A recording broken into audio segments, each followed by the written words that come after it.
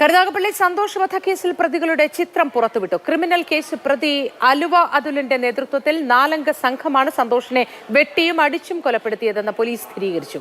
വള്ളികുന്നം സ്വദേശിയായ പങ്കജ് നൽകിയ കൊട്ടേഷന്റെ അടിസ്ഥാനത്തിലാണ് കൊലപാതകമെന്നാണ് സൂചന.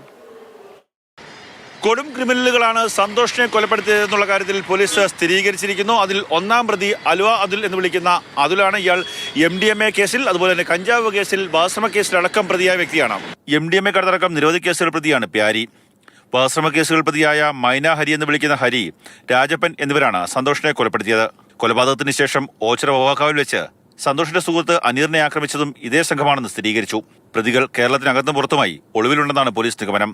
ഓച്ചിറ, മേമന, വയനകം തുടങ്ങിയ സ്ഥലങ്ങളിൽ പോലീസ് ഇന്നലെയും ഇന്നും വ്യാപക പരിശോധന നടത്തി. സന്തോഷും കൊലപാതകങ്ങളും തമ്മിൽ നേരത്തെ അടുപ്പമുണ്ടായിരുന്നു. 2019 ഇരു സംഘങ്ങളായി പിരിഞ്ഞു. അതോടെ വൈരാഗ്യം കൂടി. കൊലപാതകത്തിന് കാരണം ഇരു സംഘങ്ങളും തമ്മിലുള്ള കുടിപ്പകയാണെന്നും വ്യക്തമായി. സന്തോഷിനെ കൊലപ്പെടുത്തിയതിന് പിന്നിൽ കൊട്ടേഷനാണ് എന്നുള്ള കാര്യത്തിൽ പോലീസ് ഏകദേശ ധാരണയിലേക്ക് എത്തിയിരിക്കുന്നു. ആലപ്പുഴ ജില്ലയിലെ വള്ളികുന്നം സ്വദേശിയായിട്ടുള്ള പങ്കജ് എന്ന വ്യക്തി മുൻവൈരാഗ്യം മൂലം ഇത്തരത്തിൽ കൊട്ടേഷൻ നൽകുകയായിരുന്നു എന്നുള്ളതാണ് പോലീസിന്റെ സംശയം. കൊലപാതകത്തിൽ തനിക്ക് പങ്കില്ലെന്ന് വരുത്തി തീർക്കാൻ പങ്കജ് ഏറെ ശ്രമിച്ചു എന്നാണ് പോലീസ് നിഗമനം. കൊലപാതക ദിവസം പങ്കജ് പ്രതികളുമായി ഫോണിൽ ബന്ധപ്പെട്ടിട്ടില്ല. വീട്ടിൽ ഉണ്ടായിരുന്നു എന്ന് വരുത്തി തീർക്കാൻ കൊലപാതകം നടന്ന സമയത്തടക്കം വീട്ടിലെ CCTV ക്യാമറയ്ക്ക് മുന്നിൽ ഇരുന്നു.